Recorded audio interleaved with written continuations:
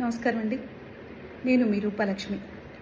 Kannappa team నుంచి నాకు gift hamper వచ్చింది.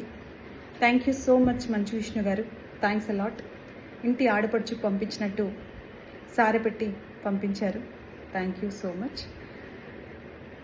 కన్నప్ప సినిమా గురించి మాట్లాడే ముందు నాకు మీతో ఒక విషయం షేర్ చేయాలనిపిస్తుంది. బల్గం సినిమాతో నేను ఒక మంచి ఆర్టిస్ట్గా గుర్తింపు పొందినప్పుడు ఫస్ట్ మోహన్ బాబు గారు, మంచు విష్ణు గారు వాళ్ళ ఆఫీస్కి పిలిపించి నాకు సాల్వా కప్పి నాకు చాలా గౌరవించారు.